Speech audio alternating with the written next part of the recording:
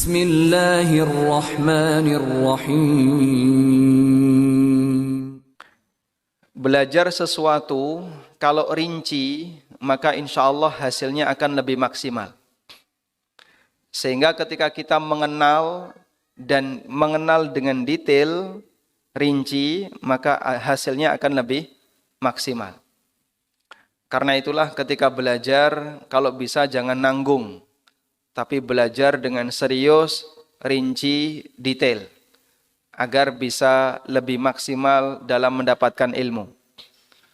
Maka kalau mengenal haramnya riba, kita tidak hanya mengenal secara global, riba itu nggak boleh, haram. Tapi apa saja riba, nggak tahu. Nah kalau bisa, qardul hasan. Qardul hasan itu berarti utang tanpa bunga. Mereka sebut dengan qardul hasan. Maka riba qard adalah riba yang terjadi disebabkan akad utang piutang. Karena ini umumnya terjadi di zaman jahiliyah, sehingga para ulama menyebut riba jahiliyah. Sebab umumnya yang terjadi di zaman jahiliyah adalah riba jenis ini, yaitu riba qard. Baik. Riba inilah yang diharamkan oleh Allah dan mendapatkan ancaman keras dalam Al-Quran. Karena riba ini murni kezaliman, di mana orang utang lalu nanti saat mengembalikan dia diwajibkan untuk membayar lebih. Maka kelebihan itu adalah murni kezaliman. Sing jengene wong utang itu butuh atau tidak? Butuh tidak? Butuh. Kudune wong butuh niku ditulungi. Namanya orang butuh seharusnya diapain? Ditolong. Dipahami ya? Karena itulah Allah Subhanahu wa taala memberikan ancaman. Siapa yang minta kelebihan ketika ngutangi orang lain, padahal itu sudah dilarang, maka dia ditantang perang oleh Allah Subhanahu wa taala. Sebagaimana yang Allah firmankan di surat Al-Baqarah ayat 278 dan 279 di halaman 71. Ya ayyuhalladzina amanu taqullaha wa dharu ma baqiya minar riba in kuntum mu'minin. Wahai orang-orang yang beriman, bertakwalah kepada Allah dan tinggalkan sisa-sisa riba kalau kalian beriman. Fa illam taf'alu fa'dhanu biharbim minallahi wa rasulih. Kalau kamu tidak mau meninggalkan sisa riba, maka umumkan untuk perang dengan Allah dan Rasulnya. Ancamannya apa, Bu? Ditantang perang. Perang kok sama Tuhan, kira-kira menang nggak? Nggak mungkin. Terus gimana Pak makhluk yang ditantang perang oleh Allah Subhanahu wa taala? Anda bisa bayangkan, ketika orang itu sedang membutuhkan pertolongan dari Allah, membutuhkan kasih sayang Allah, ampunan dari Allah, justru dia malah ditantang perang oleh Allah. Berarti berapa persen dia dapat ampunan dari Allah? Sangat kecil sekali. Itulah kondisi pemakan riba yang dia ditantang perang oleh Allah Subhanahu wa taala di akhirat. Monggo hati-hati bagi orang yang pernah memiliki sumber pendapatan dengan cara nganakno duit dadi bank pelecit, gitu. Dia ngasih utang 500 dadi 550. Sak yuto dadi pinten biasane? Sak yuto 100. Nanti kalau 2 juta jadi 2.200.000. Kemudian dia tagih setiap pekan, minta tambahan. Orang ini nek gak tobat, sesuk neng akhirat ditantang perang oleh Allah Subhanahu wa taala. Dan kita bareng-bareng memusuhi mereka. Karena praktek seperti ini dosa besar, tidak boleh dibiarkan sehingga masyarakat harus disadarkan. Nah terus Pak, nek awake dhewe dadi wong butuh pripun? Terutama bagi para pedagang ya, yang butuh mendapatkan tambahan modal. Kadang ra sabar lalu utang bank pelecit. Karena yang paling gampang. Nek utang bank-bank yang resmi itu kan butuh syaratnya banyak. Kudu fotokopi ngene, fotokopi ngene, fotokopi ngene, engko dicek dhisik, harus ke rumah dulu, lihat, diverifikasi, baru dikabulkan. Tapi kalau utang bank pelecit gampang, mengwaton fotokopi KTP, mungkin cukup BPKB jadi jaminan, duitnya metu. Dan bahkan kadang diiklankan. Proses mudah, 1 jam cair. Nggak pakai agunan. Begitu ya. Sehingga orang dipromosi, difasilitasi, dimudahkan. Ayo utang, ayo utang. Tapi di balik itu, dia ingin mengambil keuntungan yang banyak. Orang seperti ini kalau tidak bertaubat, mendapatkan ancaman dari Allah Subhanahu wa taala kelak di akhirat, ditantang perang oleh Allah Subhanahu wa taala. Terus sing utang dosa boten? Sing utang niku dosa boten? Dosa boten? Wong dadi korban kok dosa? Dia termasuk berdosa. Kenapa? Karena dia memberi makan orang lain dengan riba. Sehingga dalam kerjasama ini sing dosa tidak hanya yang memberi utang, tapi termasuk yang berutang. Makanya kudu hati-hati. Ya. Kudu hati-hati. Nyuwun sewu, biasane sing senengane utang, bapak napa ibu? Ya? Dhisik bapak, saiki ibu. Ibu-ibu seneng utang ya Pak. 300, 500, cilik-cilik. Bapaknya yo melu-melu. Bapaknya malah 1M, 2M, tambah gede.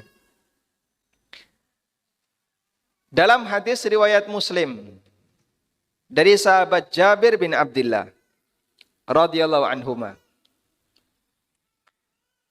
Beliau pernah mengatakan, la'ana Rasulullah sallallahu alaihi wasallam akilar riba wa mukilahu wa katibahu wa syahidai wa qala hum sawa. Rasulullah sallallahu alaihi wasallam, kata sahabat Jabir, melaknat niku tegese napa Pak? Mendoakan keburukan. Jenengan nek didongakno elek karo wong tua pripun? Wedi. Sehingga misalnya ada orang tua yang saking jengkel sama anaknya, lalu mendoakan keburukan bagi anaknya, dirungokno anake. Anaknya mendengarkan. Kira-kira gimana? Dia akan ketakutan. Sampai dia minta maaf, ibu tolong jangan doakan saya dengan doa seperti itu, wedi engko ndak uripe gak karuan. Itu kalau seorang manusia didoakan keburukan oleh orang tuanya. Karena dia yakin sing jengene dongane wong tua niku mustajab. Sehingga dia takut. Coba bayangkan jika yang mendoakan seorang nabi. Doa nabi dengan doa orang tua lebih mustajab mana, Bu? Doa nabi. Lebih kuat lagi. Ada orang yang didoakan keburukan oleh Nabi sallallahu alaihi wasallam. Salah satu di antaranya adalah orang yang makan riba, memberi makan riba. Kata sahabat Jabir bin Abdullah, la'ana Rasulullah sallallahu alaihi wasallam akilar riba wa mukilahu wa katibahu wa syahidai. Nabi sallallahu alaihi wasallam melaknat orang yang makan riba. Makan riba niku napa? Sing nampa bunga niku wau. Bank pelecit, bank titil, atau bank ribawi yang dia menerima kelebihan dari akad utang piutang. Wa mukilahu, sing ngeloloi riba, yang ngasih makan riba, yaitu nasabahnya. Utang 1 juta, bayar 1 juta 100. Tambahan 100 yang dia berikan, itu berarti sama dengan apa? Memberi makan riba. Sehingga sing dosa tidak hanya yang menerima bunga, termasuk juga yang memberi bunga. Sebab dosa ini terjadi atas kerjasama akad yang dilakukan oleh mereka.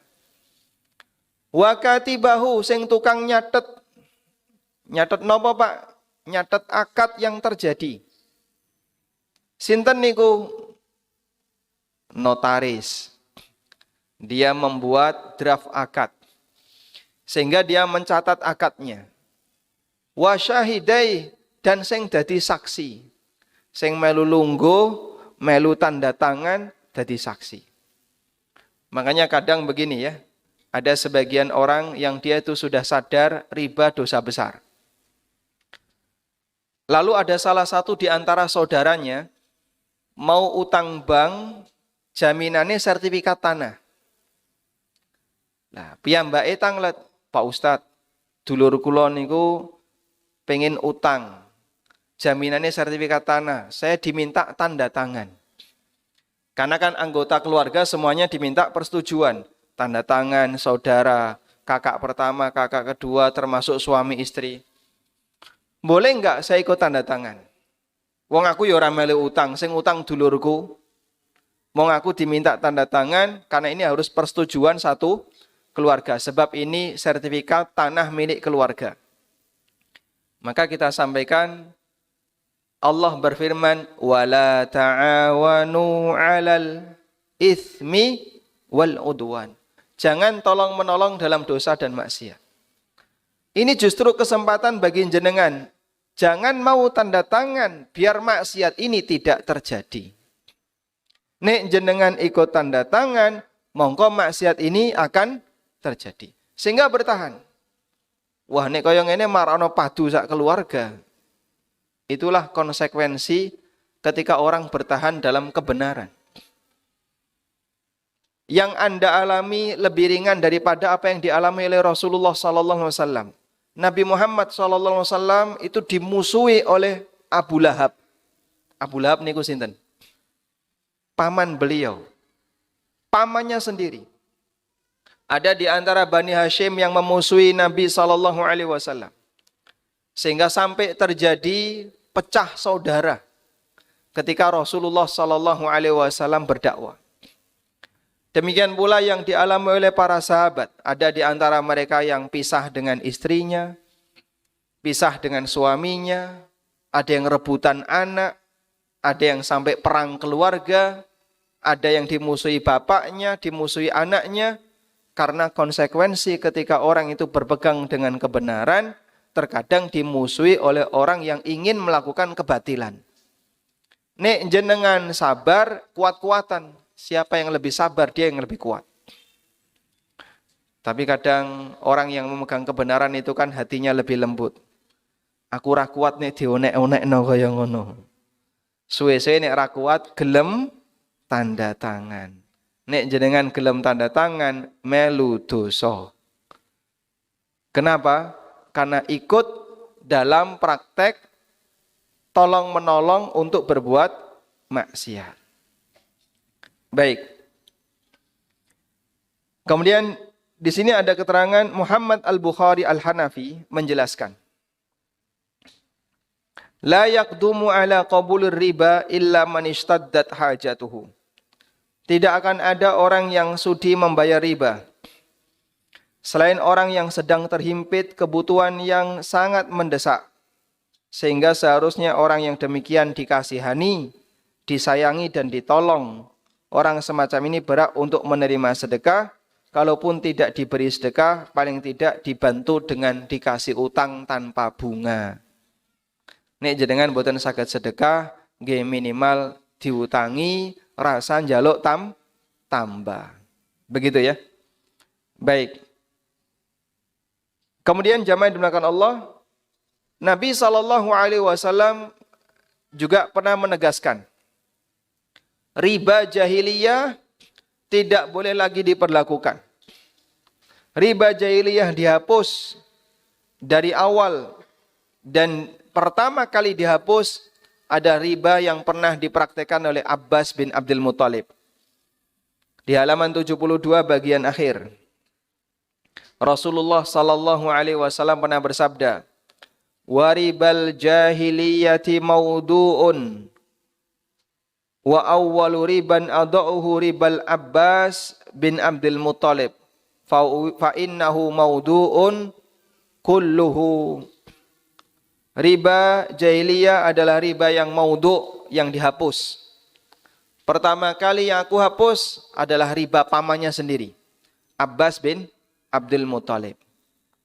Karena dulu Abbas ini pernah nganakno duit, ngutangi masyarakat yang ada di sekitarnya, lalu beliau minta tambahan. Ketika ada ayat tentang haramnya riba, maka Nabi SAW mengumumkan, yang pertama kali saya hapus adalah riba pamanku, yaitu Abbas bin Abdul Muthalib. Artinya, maksiat itu kalaupun terjadi di lingkungan keluarga, tidak boleh dibelani karena alasan keluarga. Sehingga maksiat ya maksiat. Meskipun saya ngelakoni keluarga. Mbok saya ngelakoni anak yang tercinta. Atau suaminya. Atau siapapun. Yang namanya maksiat adalah maksiat, tidak boleh dibela. Meskipun pelakunya adalah keluarganya sendiri. Maka Nabi SAW mengatakan bahwasanya riba Abbas bin Abdul Muthalib aku hapus. Fa innahu maudu'un kullahu. Karena semua riba itu dihapuskan. Tidak boleh lagi dipertahankan. Baik. Sekarang muncul pertanyaan. Kalau sudah terlanjur Pak, di mana kejadiannya itu di masa silam. Lagi nek wis ndhisik-ndhisik pripun? Kan kita sudah utang. Sementara utang itu sudah berlalu di masa silam. Baik, kalau sudah terlanjur, maka yang perlu dilakukan adalah tobat nomor 1. Jaluk ngapura kepada Allah Subhanahu wa taala atas kesalahan di masa silam yang pernah dilakukan. Pernah praktek riba, pernah utang bank, atau ngutangi orang minta tambah. Yang kedua, jika posisi kita sebagai orang yang memberi utang, maka kita hanya boleh mendapatkan senilai yang pernah kita utangkan. Saya ulang ya. Dhisik pernah ngutangi, ada bunganya. Lalu sekarang udah tobat. Terus kita berhak untuk nagih enggak? Boleh, tapi hanya senilai berapa? Senilai yang pernah kita utangkan. Lebih dari itu hukumnya haram. Dulu pernah melakukan itu karena enggak ngerti, karena enggak tahu hukumnya. Sekarang sudah ngerti, sudah ikut kajian tentang masalah riba, maka pada saat nagih hanya boleh nagih senilai yang pernah diutangkan, tidak boleh lebih. Sudah? Yang ketiga, jika posisi kita sebagai nasabahnya. Sebagai nasabah berarti sebagai orang yang berutang. Maka perjuangan yang dilakukan adalah menawar agar tidak membayar bunga. Perjuangannya adalah menawar agar tidak membayar bunga sehingga mau bayar pokoknya saja. Napa saged Pak dicobi mawon nggih. Nanti minta nyuwun tulung ya. ini bayar pokoknya saja, bunganya nggak usah saya bayar. Nggak bisa Pak, sesuai perjanjian harus membayar bunga. Itu dosa besar. Nanti jenengan ditantang perang oleh Allah kalau tetap minta bunga. Maka wahai bank pelecit, ittaqullah, bertakwalah kepada Allah. Nek dilingno kaya ngono kira-kira ditampa mboten? Hah?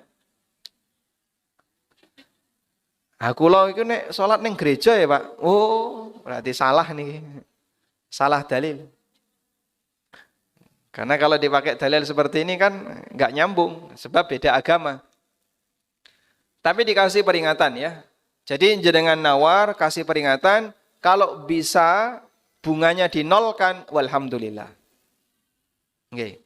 Nah biasanya praktek di sekitar kita yang seperti ini ada di koperasi simpan pinjam. Nah, menikah harus diwaspadai ya. Simpan pinjam itu boleh atau tidak? Simpan pinjam niku boleh atau tidak? Boleh, asal nilainya sama. Nyileh 500, balik 500. Nyileh 1 yuta, balik 1 yuta. Kalau seperti itu silahkan.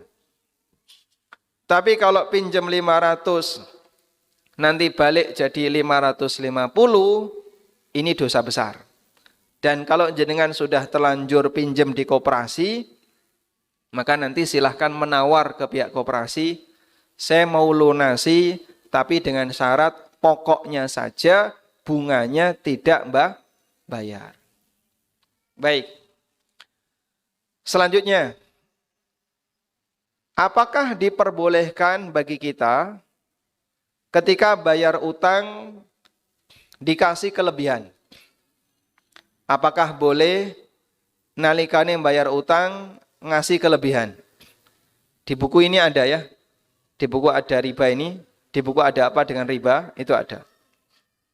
Tapi saya sampaikan di awal meskipun pembahasan itu ada di belakang. Jawabannya dibolehkan dengan 3 syarat. Boleh dengan 3 syarat. 1, tidak ada kesepakatan di awal. Saya ulang ya. Pertanyaannya tadi apa? Bolehkah memberi kelebihan ketika bayar utang? Jawabannya boleh dengan 3 syarat. Nomor 1, tidak ada kesepakatan di awal.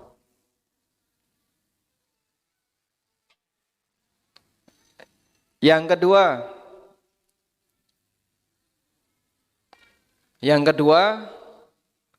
bukan atas permintaan dari pihak yang memberi utang. Bukan atas permintaan dari pihak yang memberi utang. Sudah? Kalau tidak ada kesepakatan di awal, tapi pihak yang memberi utang minta, ya. Misalnya jenengan utang 1 juta, terus baleno 1 juta, sing ngutangi tanya, mosok kok ya rano tambahane to Mas? Mbok saithik-ithik seikhlasnya aja enggak apa-apa. Nah, ketika dia minta meskipun dengan kalimat seikhlasnya, berarti ini masuk kategori riba. Kok jenengan bayar? Oh nggih, nek ngono niki kula paringi 50 kula ikhlas. Ini riba yang ikhlas. Nah. Riba itu kalau ikhlas boleh atau tidak? Tidak boleh. Yang ketiga, tidak ada tradisi di masyarakat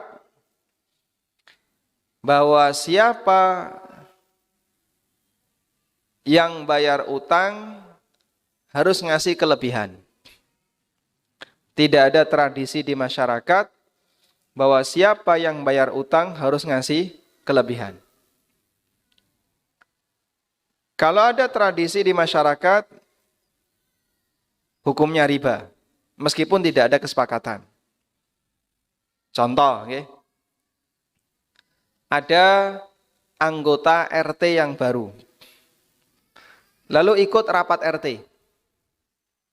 Kemudian di situ ada simpan pinjam RT. Piyambake melu utang 500. Dikasihlah utang 500. Selama 1 bulan. Nyicil, di bulan yang terakhir lunas. Ya. Pinten jenengan kula nasi? Oh niki totale gang 100. Kula mendet gang 100 tak balekno gang 100. Dikasih tahu sama temennya. Nek utang ya ngerti dewe. Maksudnya gimana, Pak? Ya namanya orang bayar utang ya ngerti dewe. Sing jenenge budaya utang itu seperti apa? Kowe kudu ngerti. Itu berarti tidak ada kesepakatan. Kemudian Pak RT juga enggak minta. Tapi dia beralasan dengan tradisi. Mas biasane ning kene iki nek bayar utang biasane nggih kula kandhani biasane ya nambahi. Sampeyan ya kudu ngerti dhewe. Akhirnya dia nambahi. Oh nggih, niki kula tambahi 50. 50.000 yang dia serahkan ini namanya riba ngerti dhewe. Apa hukumnya? Hah? Podo ngertine itu haram ya. Berarti podo ngertine itu haram. Ini tradisi yang menyebabkan kelebihan itu jadi haram. Dulu ada seorang sahabat yang bernama Abdullah bin Salam. Abdullah bin Salam niki sahabat yang dulu mantan Yahudi. Mantan pendeta Yahudi. Setelah wafatnya Nabi SAW, para sahabat itu kan nyebar ke berbagai kota. Para sahabat itu nyebar ke berbagai kota.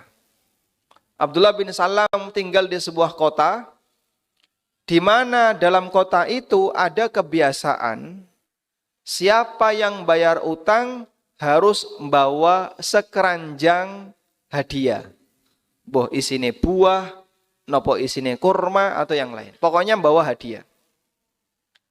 Suatu hari datang Abu Burdah. Datang Abu Burdah. Abu Burdah ini ulama tabi'in.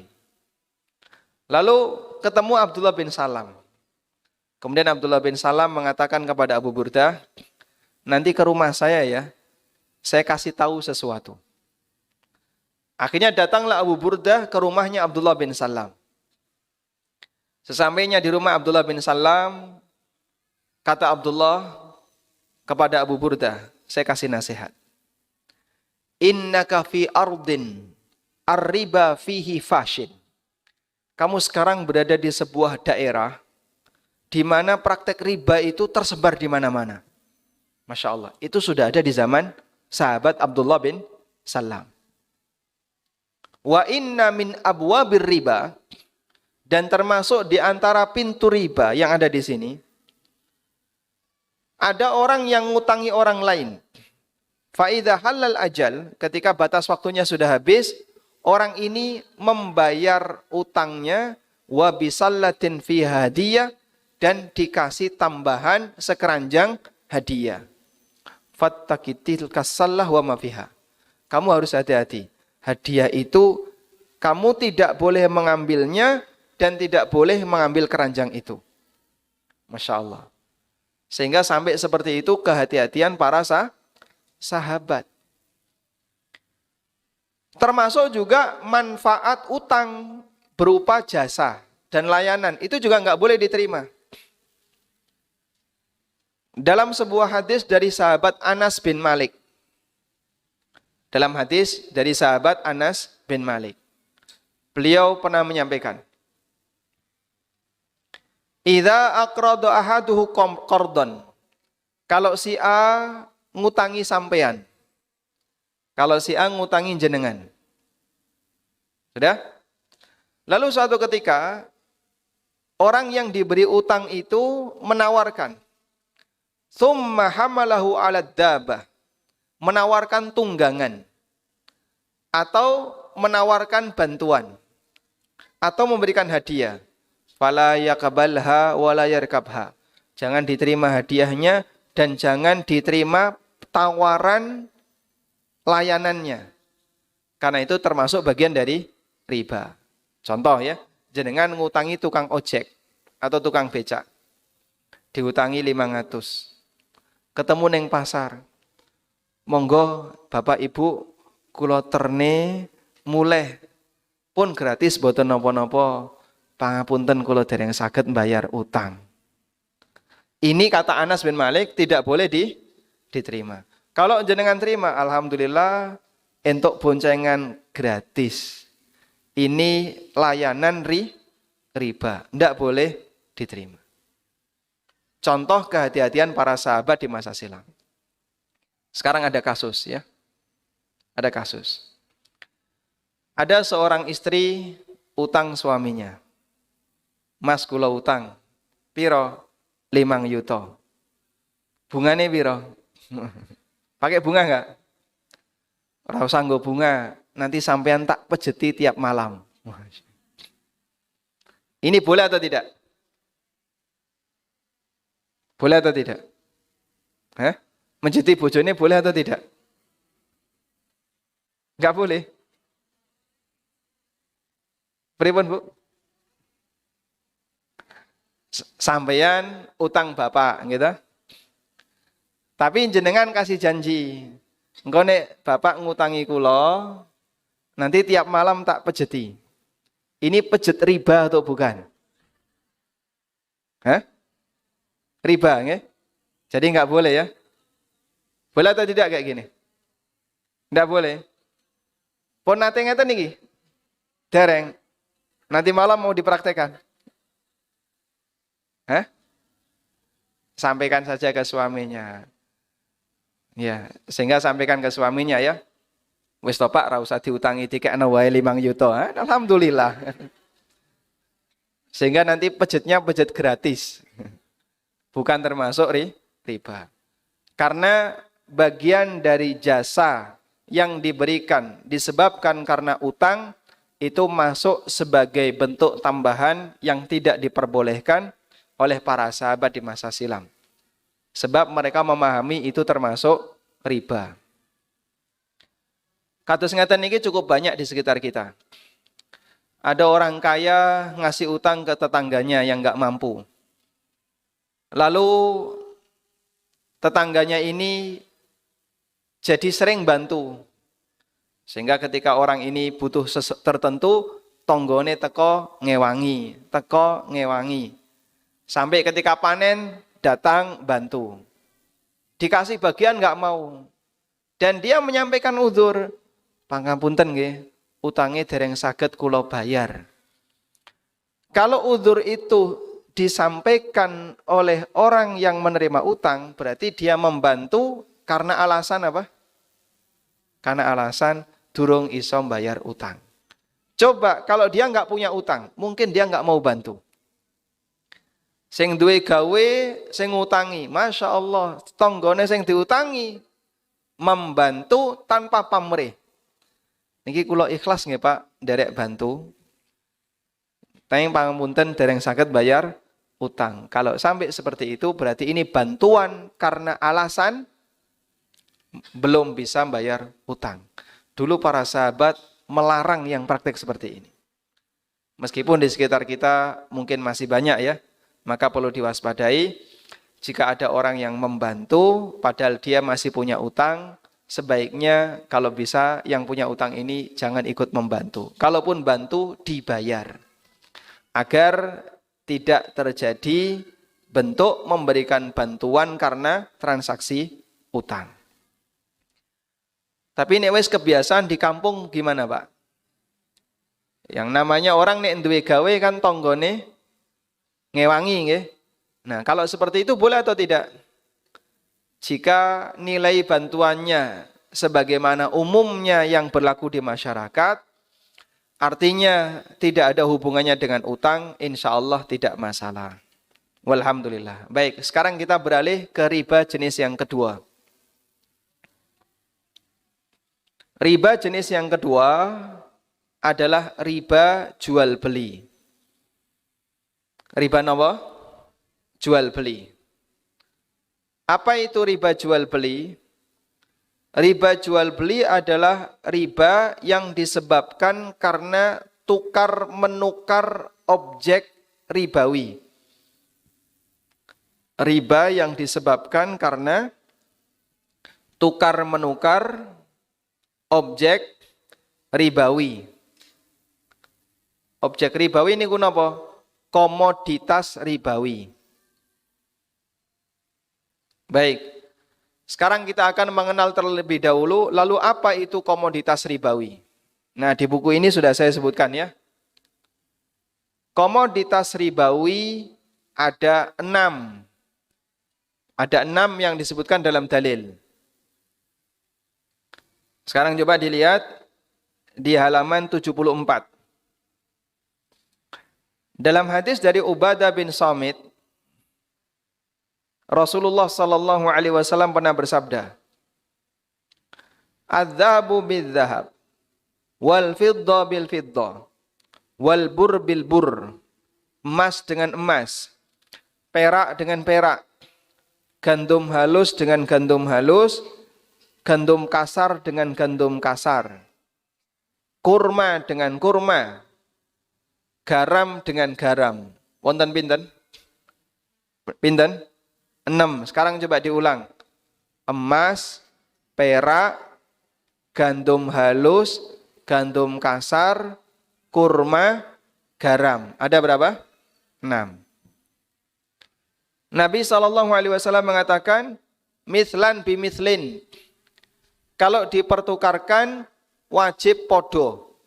Tidak boleh ada selisih. Sawaan bisawain, harus sama. Yadan biyadin, dilakukan dari tangan ke tangan. Artinya harus tunai. Fa'idah talafat hadhil asnaf, kalau beda jenis, fabi'u kaifa syi'tum, boleh ada selisih. Ma idza kana yadan biyadin, selama dilakukan dari tangan ke tangan, alias tunai. Baik. Sekarang coba diperhatikan penjelasannya kayak gini ya. Benda ribawi wonten 6. Coba diulang.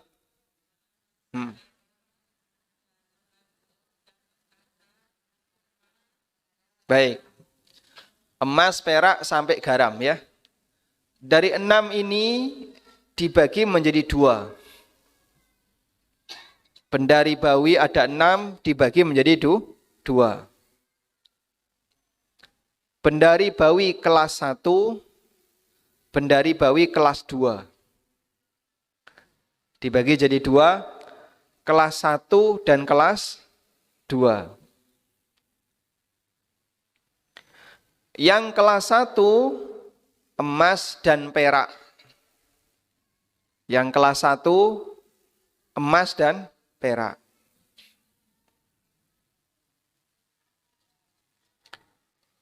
Turunannya adalah semua mata uang yang berlaku di masyarakat. Turunannya adalah semua mata uang yang berlaku di masyarakat. Sudah di sini dipahami insyaallah? Baik. Yang kelas 2. Gandum halus, gandum kasar, kurma, dan garam. Turunannya adalah semua bahan makanan pokok yang bisa disimpan. Turunannya adalah semua bahan makanan pokok yang bisa disimpan. Contohnya apa? Beras, tepung, gula, dan seluruh turunannya. Termasuk minyak goreng. Ini semuanya adalah turunan benda ribawi jenis yang kelas yang keberapa? Yang kedua. Baik. Sampun? Sekarang aturannya.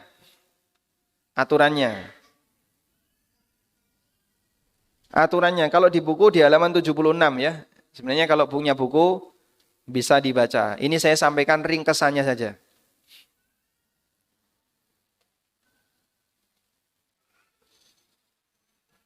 Ini kok buku siji nggih wong loro. Napa le tumbas urunan. Mboten napa-napa nggih. Yang penting pokoknya dibaca. Loh dulu kan seperti itu nggih. Santri ini buku siji nggih wong telu. Tukune urunan ya. Sehingga saat belajar niku gantian. Enggak apa-apa ya. Yang penting pokoknya dipelajari. Sekarang aturannya. Aturannya. Jika ditukar sejenis, maka wajib tunai dan sama kuantitas. Jika ditukar sejenis, maka wajib tunai dan sama apa? Kuantitas. Contoh sejenis niku pripun, Pak? Emas dengan emas. Niki napa? Sejenis. Maka wajib tunai dan sama kuantitas. Baik. Contohnya Pak yang di praktek lapangan. Misalnya jenengan mau menukar rupiah dengan rupiah. Sejenis tidak ini? Sejenis. Misalnya ada orang mau nukar ya. Wagiem dengan sumiyah. Sing siji bakul bakso, siji bakul soto. Di sini nggak ada namanya itu kan? Kalau nggak ada saya ganti ya. Kalau ada saya ganti. Nggak ada ya, sehingga tidak menyinggung ya. Ini wagiem bakul bakso, konsumen pertama datang nggawa duit 50.000. Tuku bakso 10.000. Berarti susuk pinten? 40. Buka laci kosong nggak ada duit. Buka dompet ini baru pelanggan pertama nggak ada duit. Akhirnya dia datang ke Sumia. Yusum, saya mau tukar uang 50. Yusum baru punya 20. Iki onone mong 40. Nek 50 ran duwe. Oh, gak apa-apa. Aku ya mong butuh 40. Akhirnya dikasihkan uang 50.000. Lalu wagiem ngambil 40.000. Dikasihkan ke konsumennya. Niki susuke 40.000. Konsumen pulang. Sudah? Praktek yang terjadi antara wagiem dengan sumiyah ini riba nasi'ah. Kok bisa, Pak? Karena tidak sama. Sing siji 50.000, sing siji pinten? 40. Berarti sama atau beda? Beda. Yang 10 nyusul. Wongko gampang sing 10, engko nek aku wis entuk duit 10 tak gekno awakmu. Ini ndak boleh. Kalau ini dilakukan jadinya praktek riba. Bakul neng pasar kaya ngene iki gak ngerti. Pernah mengalami kejadian kayak gini ibu-ibu? Nah ya, di pasar banyak yang kayak gini. Banyak. Nukar uang 50, ya sudahlah saya butuhnya cuma 30, dikasih 20, 10. Sing 20 nyusul. Menyusul ini masuk dalam kategori riba nasi'ah. Hukumnya terlarang. Wah, nek kaya ngene kathah, Pak. Di tengah masyarakat. Makanya inilah manfaatnya belajar. Karena orang kalau belajar, dia bisa lebih hati-hati dalam bersikap dan bertransaksi. Sudah? Nah, karena itu, kalau sudah ngerti, sampaikan kepada teman-temannya yang lain. Kowe nek ijol duit, kudu podo, cacai podo. Utuh 50.000 dengan pecahan 20, 20, 10 harus sama. 100.000 dengan 50 berarti kudu dapat 50, 50 dengan 100.000 harus sama. Tidak boleh ada yang berbeda. Dipahami insya Allah ya? Baik. Contoh yang lain. Ada orang punya emas, cincin emas, ya. Dia punya cincin emas yang dibeli pada tahun 2000, 20 gram. Insya Allah. Cincin emas 20 gram dibeli tahun 2000. Iku antepe kaya apa ya? Lalu di tahun 2020 mau ditukar dengan cincin emas yang sama. Biasanya cincin itu pinten gram? Hah? Biasanya pinten gram? 3 atau 5? Ya, baik, 5 saja ya. Ini beli cincin emas 5 gram di tahun 2000. Tahun 2020 mau ditukar dengan cincin emas yang baru. Ditukar dengan cincin emas yang baru di tahun 2020. Dengan berat yang sama, 5 gram juga. Pertanyaannya, nombok atau tidak? Nombok nggih? 5 gram yang lama plus 200.000, nanti bisa dapat 5 gram yang baru. Tambahan 200.000 menika masuk kategori riba fadl. Karena kan emas dengan emas, tapi ada tambahan duit. Tambahan ini masuk kategori riba fadl. Lah biasanya kaya ngono ya Pak. Berarti sekarang jangan biasane. Harus ada perubahan. Sebab praktek seperti ini tidak diperbolehkan. Insya Allah paham? Baik, contoh yang ketiga.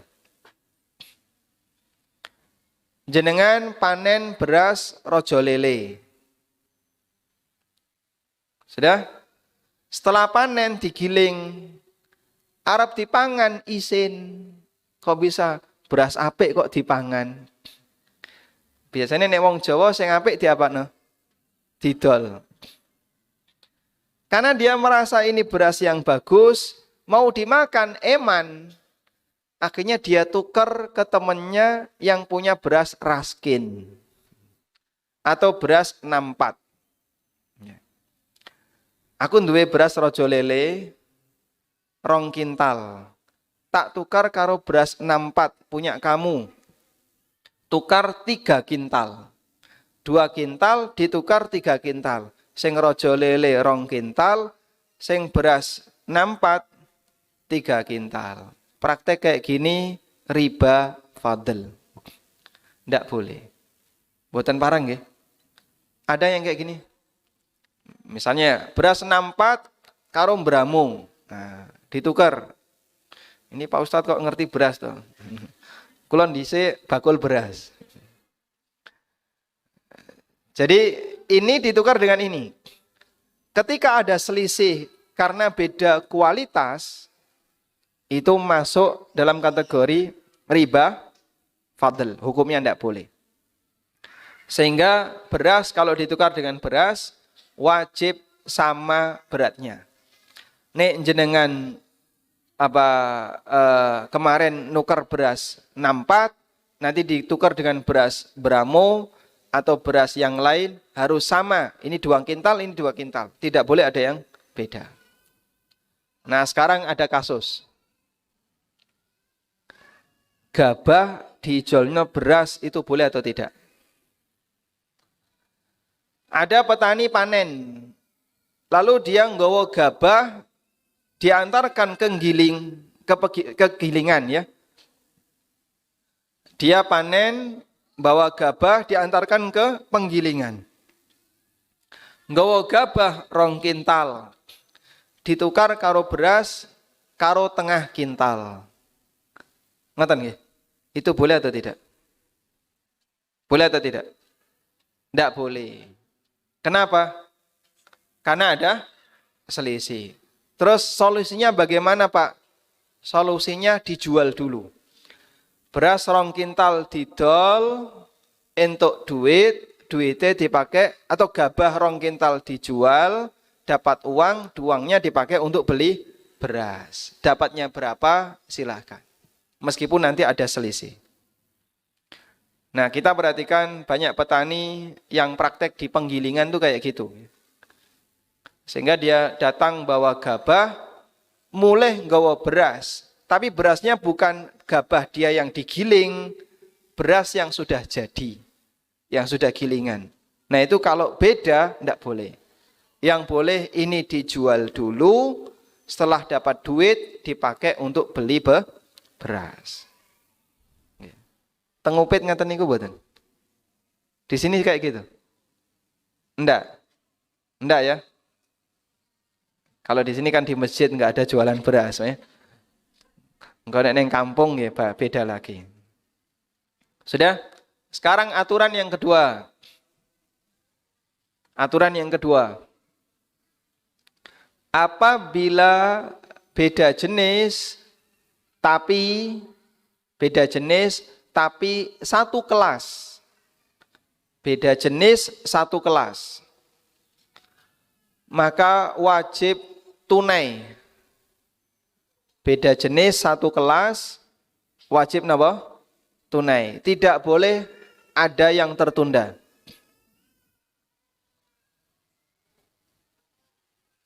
Contohnya napa, Pak? Emas dengan perak itu beda jenis satu kelas. Kalau dipertukarkan, nukar emas dengan perak, wajib tunai. Meskipun boleh ada selisih. Misalnya emas 1 gram, ditukar dengan perak 100 gram. Monggo silahkan, boleh. Contoh yang lain. Uang dengan emas, itu satu kelas. Uang dengan emas, niku napa? Satu kelas. Maka kalau dipertukarkan wajib tunai. Karena wajib tunai, maka tidak boleh beli emas secara kredit. Ngredit emas niku riba nasi'ah. Kenapa kok riba? Karena tidak tunai. Emasnya sekarang, uangnya menyusul, dicicil. Itu tidak boleh masuk dalam kategori riba nasi'ah. Baik. Pernah seperti ini? Ada kayak gini di lapangan? Jual beli emas kredit? Banyak ya. Sehingga ini tidak boleh, karena ini kalau dilakukan masuk riba nasi'ah. Sudah? Contoh yang lain pripun, Pak? Jual beli emas online niku nggih boten pareng. Jenengan melihat di online, lalu beli emas. Sudah transfer uangnya. Nanti emas dikirim. Nah, emas dikirim ini kan berarti tidak tunai antara uang dengan emas. Ketika itu terjadi, maka ini termasuk di antara bentuk riba nasi'ah. Masya Allah, Pak, apa-apa kok ya ora entuk. Nah, iki ra oleh kira. Ini masalahnya kita sedang menyebutkan daftar kesalahan yang terjadi di masyarakat. Sehingga yang kita bahas adalah praktek riba di kalangan masyarakat.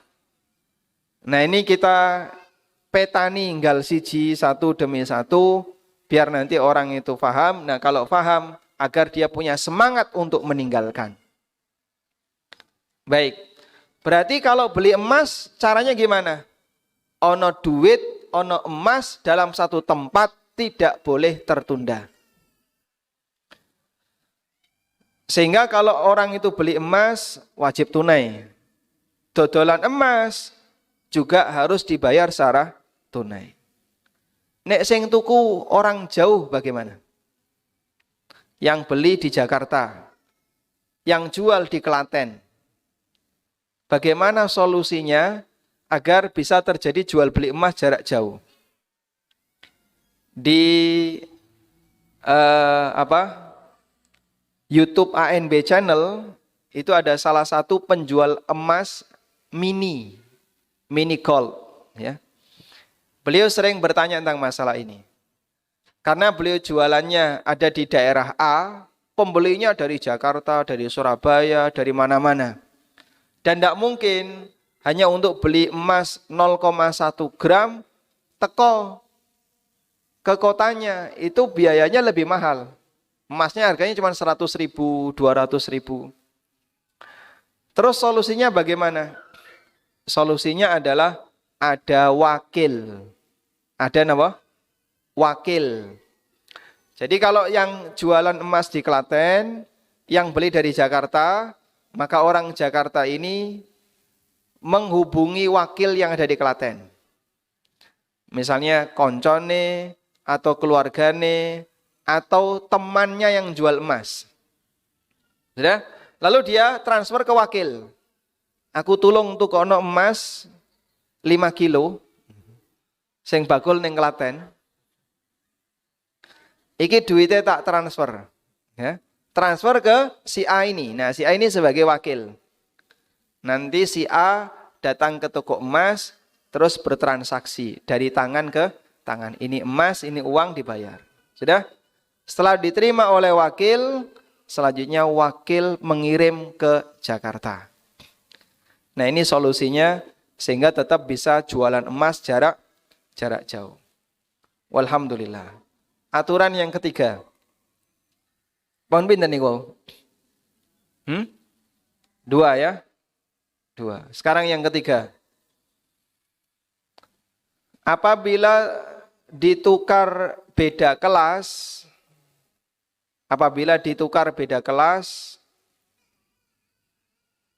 maka boleh bebas. Jika ditukar beda kelas, maka boleh bebas.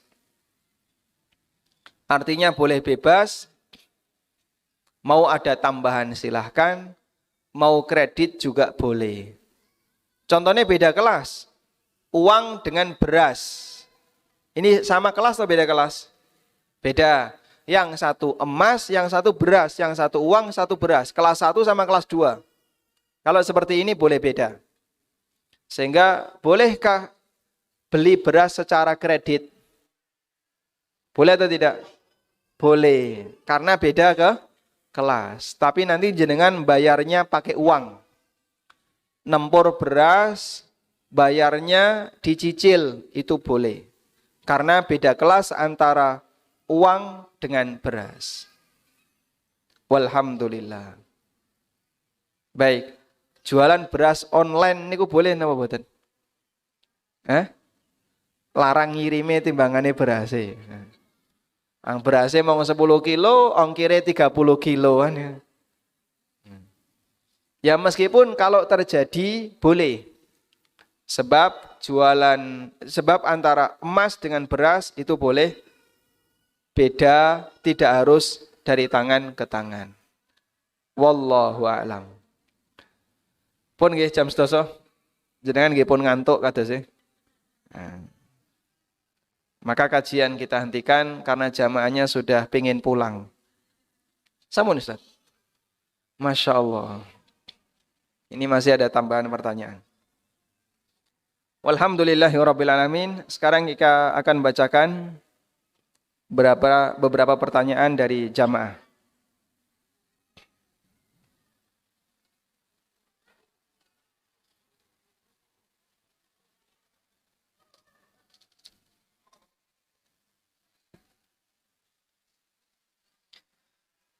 Pertanyaan yang pertama, bagaimana ketika pas butuh banget, tapi tidak ada yang mau nolong, jadi terpaksa utang bank.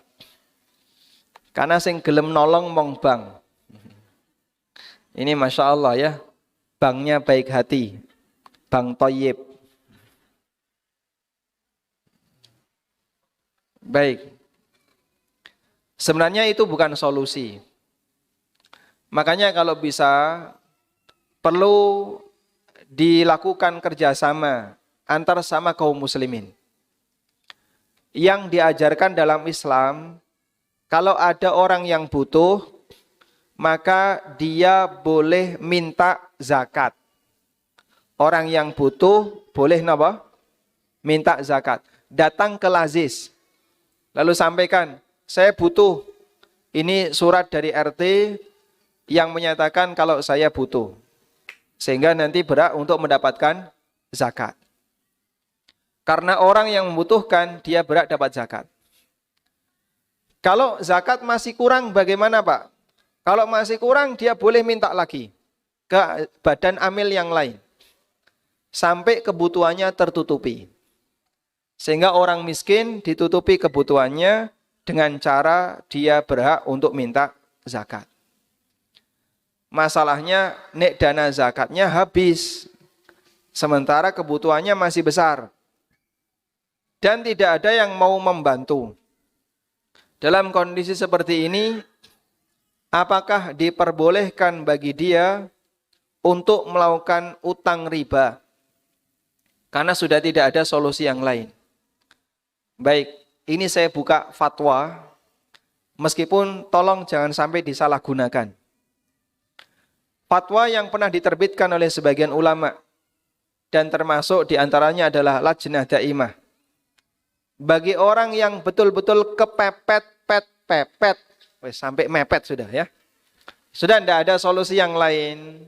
Sementara nggak ada yang bisa ngasih utang, nggak ada yang bisa ngasih solusi yang lain, dia boleh utang riba. Pilihan terakhir. Dan sampaikan kepada yang memberi utang bahwa dia sebenarnya tidak mau. Namun karena terpaksa, sehingga nanti yang nanggung dosa adalah yang memberi utang dan minta bunga. Itu yang nanggung dosa. Itu kalau sudah nggak memungkinkan, sehingga dia utang riba dalam posisi apa? Terpaksa. Wallahu a'lam.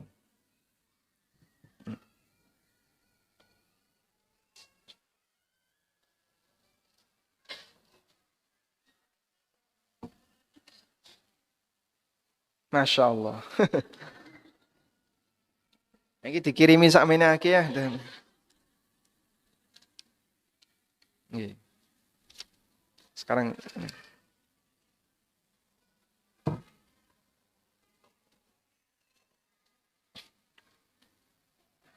Assalamualaikum. Waalaikumsalam. Saya dulu bekerja di koperasi dan ayah bekerja di koperasi. Alhamdulillah sekarang saya dan bapak sudah meninggalkan hal tersebut.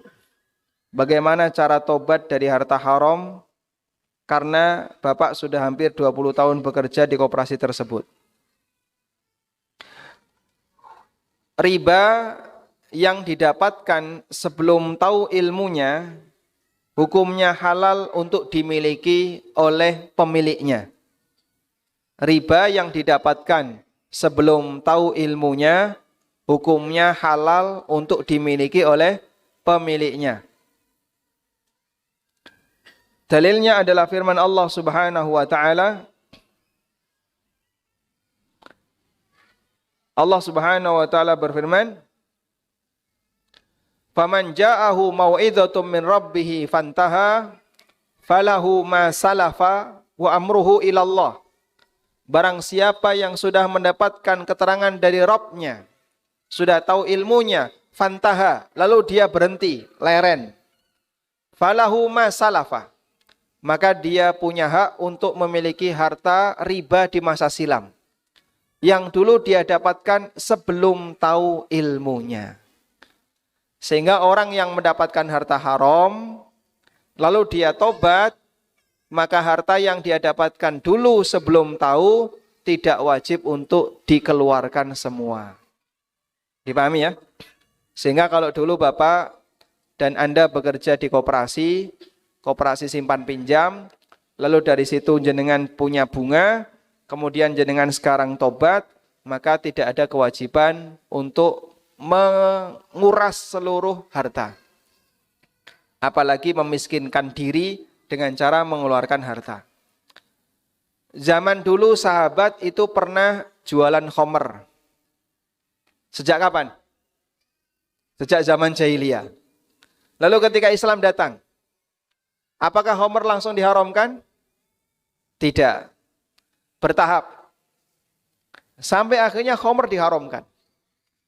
Dan ketika khomer diharamkan, Nabi SAW hanya meminta, buang semua khomer yang kalian simpan.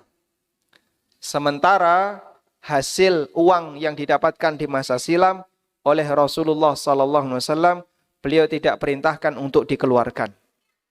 Karena ini didapatkan sebelum ada ayat yang mengharamkan khamar. Maka berlaku bagi masyarakat di zaman sekarang, orang yang tidak mengetahui ilmunya, lalu dia melakukan praktek yang haram, terus dapat duit, begitu tahu ilmu, dia tidak punya kewajiban untuk mengeluarkan hartanya.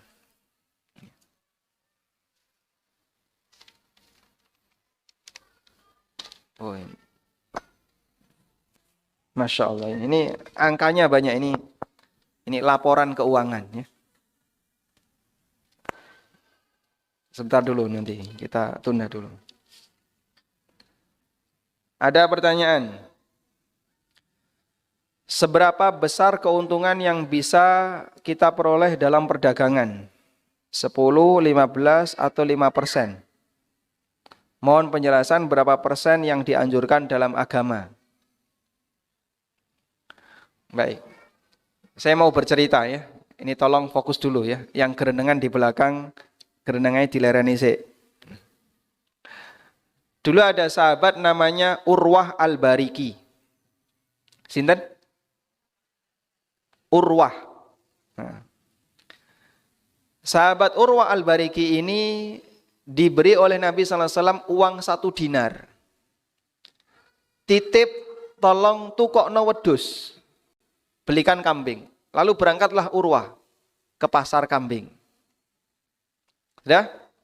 Sampai di sana dengan uang 1 dinar, Urwah bisa membeli 2 ekor kambing. Terus dibawa sama Urwah. Di perjalanan ada orang yang pingin beli salah satu.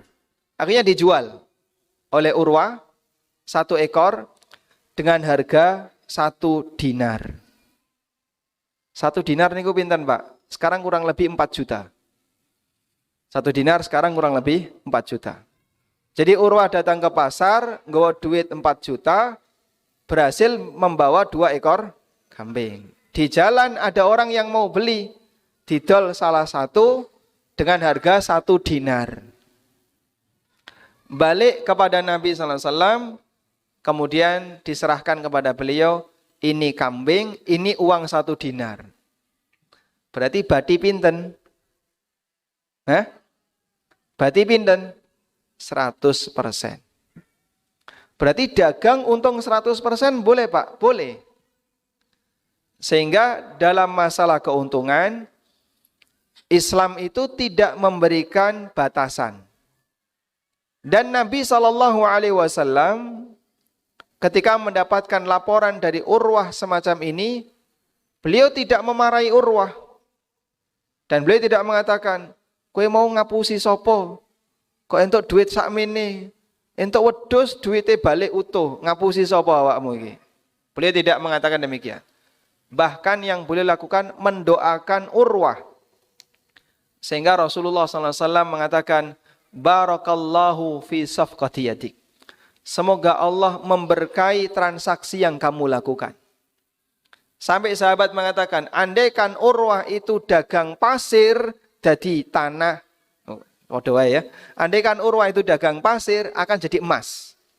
Saking pinternya dalam berdagang, dan dapat doa dari Nabi SAW diberkahi. Nah, nyuwun tulung ya. Jadi begini, pekerjaan bisa ditiru, tapi hasil belum tentu sama. Kalau kok niru koncomu bakul tempe, saiki iso munggah kaji. Niru bakul tempe, ra kaji-kaji. Pekerjaan bisa ditiru, tapi hasil belum tentu sama. Maksudnya begini ya. Ada sebagian orang itu yang kalau dia jualan pinter, berkah, maju jualannya. Sebaliknya ada sebagian orang kalau dodolan selalu rugi. Ya, rugi terus, jaluk modal meneh, rugi meneh, jaluk modal meneh, rugi meneh. Karakter orang beda-beda. Nah, sehingga yang karakter penjual dan biasanya gampang untung, Allah takdirkan rizkinya dari jualan. Sebaliknya ada yang ketika jualan gampang rugi. Bisa jadi Allah takdirkan rizkinya dia jadi karyawan. Orang ini kalau jualan dia gampang rugi. Tapi kalau jadi karyawan bagus, karirnya naik. Allah membagi rizki sesuai dengan apa yang dia kehendaki. Maka jenengan tidak perlu maksa bojone, kalau Pak tiru tonggomu kayak pinter dagang. Belum tentu nek bojone jenengan dagang, hasilnya podo karo tonggone. Karena usaha bisa ditiru, tapi hasil itu bagian dari takdir Allah sesuai dengan apa yang Allah kehendaki. Baik. Karena itu untuk jualan ngambil untung 100% hukumnya boleh.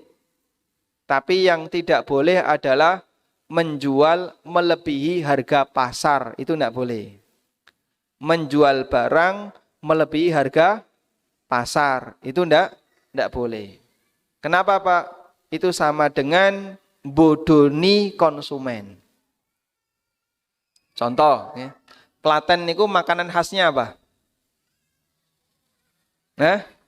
Soto seger, ya. Ada orang jualan soto. Lalu datang mobil plat B Jakarta, ra ngerti rego. Beli soto 2 mangkok. Selesai makan tanya, pinten 50.000. Soto 2 mangkok kok 50.000. Ini menjual di atas harga pasar. Ceritanya ngeten nggih. Ada orang main ke alun-alun Jogja.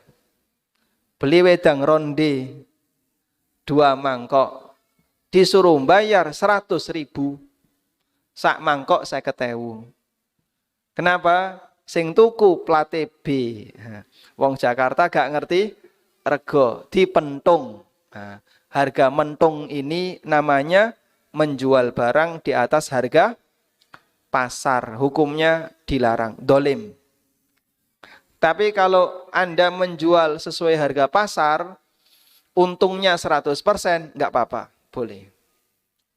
Wallahu a'lam.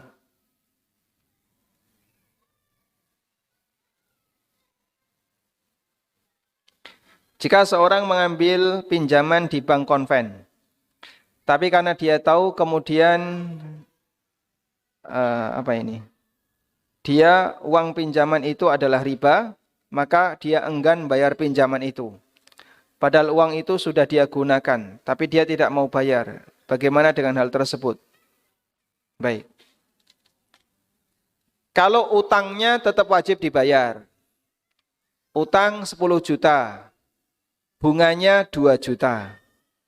Yang wajib dibayar yang mana? Pinten? Wis do ngantuk ya kayaknya. Mboten sah suwe-suwe niki. Utang 10 juta. Bunganya 2 juta. Yang wajib dibayar yang mana? Yang 2 juta enggak boleh dibayar. Sehingga kalau beliau bayar pokok, insya Allah sudah terbebas dari tagihan di akhirat. Tapi ini gak gelem bayar sama sekali, nanti yang memberi utang berak nagih di akhirat. Sehingga pokoknya harus tetap dibayar. Wallahu a'lam. Bagaimana hukumnya naik haji dengan biaya talangan haji? Kalau baru tahu hukumnya bagaimana? Apa dengan umroh bisa diniatkan untuk menyempurnakan haji? Takut dulu hajinya tidak diterima. Memang yang namanya haji tidak semuanya dilakukan dengan baik ya. Ada orang yang haji tapi uangnya nggak benar. Ada juga orang yang haji tapi dengan cara yang ngapusi. Ya. Ada yang dengan cara nipu dan seterusnya. Makanya bisa jadi hajinya bukan haji mabrur tapi jadi haji gur. Nah itu bahaya ya. Sangat disayangkan. Dia keluar biaya, tapi ternyata hajinya tidak diterima. Karena ada banyak pelanggaran yang dia lakukan. Karena itu, tolong dalam melaksanakan ibadah yang sifatnya mengeluarkan harta, harta yang Anda keluarkan adalah harta yang bersih. Sebab Allah tidak menerima kecuali yang baik.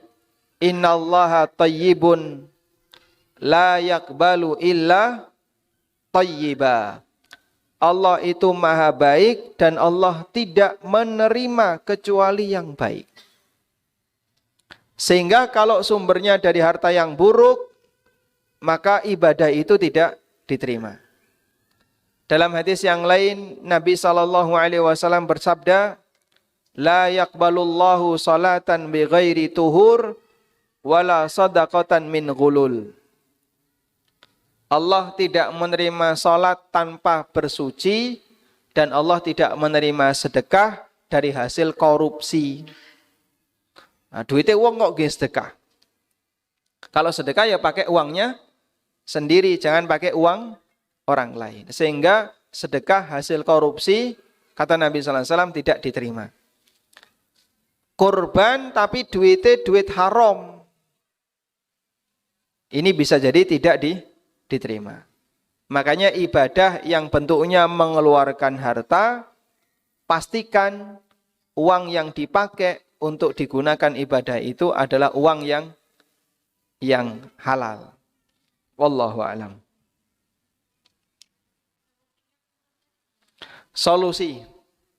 Solusinya kalau sudah terlanjur dulu ya, itu terjadi di masa silam. Ya, solusinya berangkat lagi. Nek duwe duit ya. Karena kan itu kejadian di masa silam ya. Arab dibaleni nggih pripun, berarti berangkat lagi. Kalau tidak ada dana bagaimana? Apalagi sekarang haji daerah Jawa Tengah pinten tahun? Jogja itu kan sudah sampai 30-an.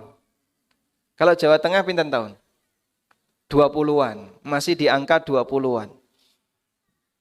Karena kan per regional provinsi. Wah, nek daftar saiki umure wis 40 atau bahkan 50, gek daftar. Nggih, tawakal ala Allah. Mbok sik urip mbok ora, pokoke daftar. Karena sekarang jadi sangat susah ya. Bahkan yang furoda saja seperti kemarin nggih, ribuan yang ditolak. Baik. Nah, kita berharap semoga Allah Subhanahu wa taala mengembalikan kondisi kaum muslimin bisa normal kembali sehingga haji bisa mudah seperti dulu. Cuman yang sudah pernah haji dengan cara talangan sebelum tahu ya, karena dulu tidak ngerti, semoga Allah memberikan ampunan dan berdoalah agar pahala ibadah yang kita kerjakan diterima oleh Allah Subhanahu wa taala. Dugi jam pinten niki? Nggih? Masih ada waktu ya? Masih 15 menit lagi, Ustadz. Ampun dong ngantuk niku, Bu.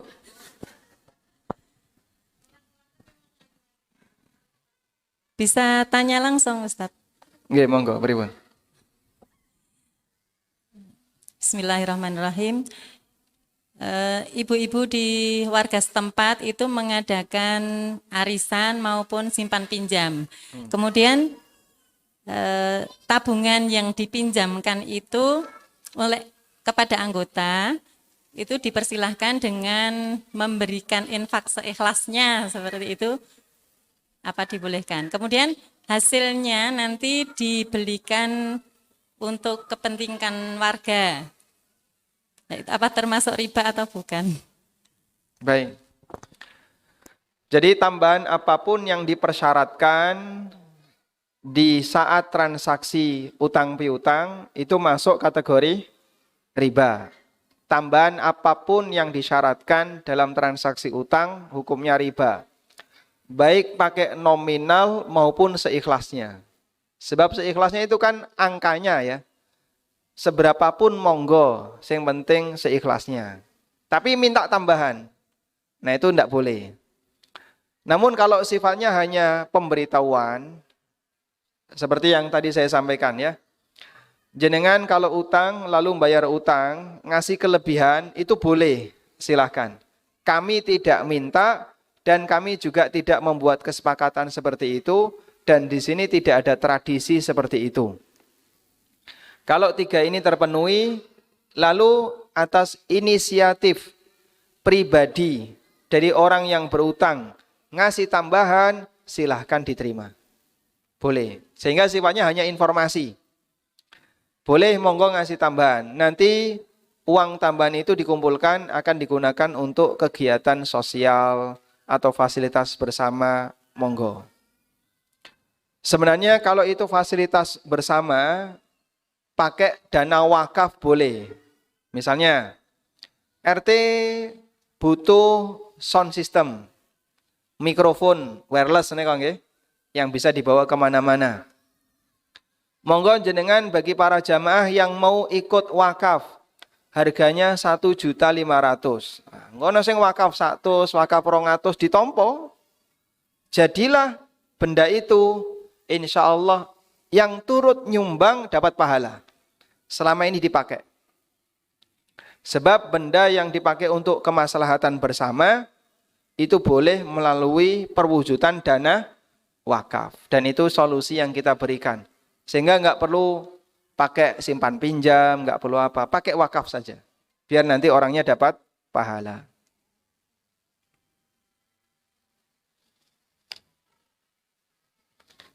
Apa hukumnya tukar kado? Dibungkus tanpa tahu isinya. Tukar kado kalau nilainya besar, nggak boleh. Karena nanti jadinya gharar besar. Kalau nilainya besar, hukumnya apa? Nggak boleh, karena jadinya gharar besar. Misalnya, tukar kado nilai minimal 100.000, maksimal bebas. Maka ada yang ngasih kado cincin, gelang, kalung. Ada yang HP, iPhone, iPad. Sehingga nanti untung-untungan. Ada yang dia ngasih kado murah, dapat mahal. Ada yang ngasih kado mahal, dapat murah. Kalau seperti ini nggak boleh. Ini gharar besar. Yang kedua, tukar kado yang nilainya kecil. Misalnya, kado 5.000-an. Terserah bebas. Sehingga semua isinya harganya sama 5.000.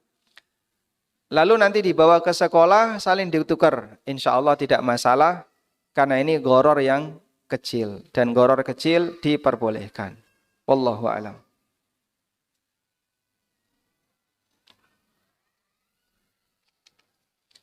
Jika saya mau menjual rumah, tapi pembelinya beli dengan cara KPR, apakah saya berdosa? Biasanya kalau dia KPR bank, maka pemilik rumah akan diundang ke bank. Lalu diajak ikut tanda tangan dalam transaksi. Kalau ini yang terjadi dan jenengan ikut tanda tangan, maka berarti masuk ta'awun dalam dosa dan maksiat dan jenengan jadi saksi. Ini waliyadzubillah kena laknat Rasulullah Sallallahu Alaihi Wasallam. Jangan sampai dilakukan. Udah? Tapi kalau yang dilakukan yang kedua, begini ya. Pokoknya saya nggak mau berurusan dengan bank. Sampean mau cari duit dari mana terserah. Yang penting saya dapat uang tunai dari jenengan, dari konsumen. Nah, masalah konsumen mau cari duit dari mana terserah konsumen. Insya Allah diperbolehkan. Meskipun dia utang bank. Berarti penjualnya tidak berurusan dengan utang bank yang dilakukan oleh konsumen. Wallahu a'lam.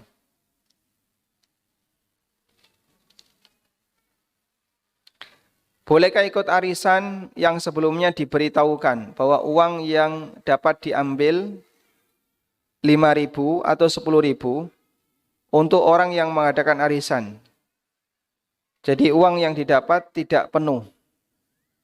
Maksudnya gimana ini?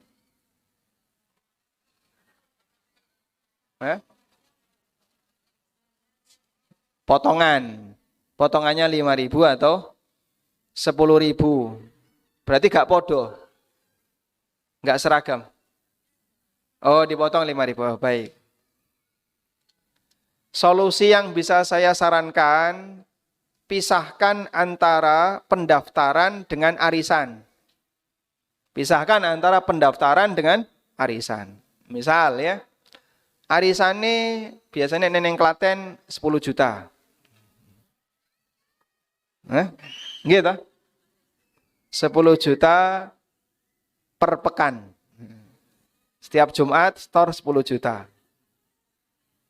Misalnya ya. Jenengan amin kan mboten napa-napa. Kok diguyu, Mas. Baik. Lalu nanti bandar dapat potongan 100.000. Maka potongan untuk bandar dikasih di depan saat pendaftaran. Saya yang pengen melu daftar ning bandar. Dia datang ke bandar, bayar 100.000. Sudah? Sehingga bandar dapat di depan dengan biaya pendaftaran. Kalau yang ikut 100 ya 100.000 peng 100, 10 juta. Didapatkan oleh bandar. Nah, selanjutnya arisan dilakukan. Sehingga pendaftaran sendiri, arisan sendiri. Insya Allah kalau seperti ini boleh dipisahkan.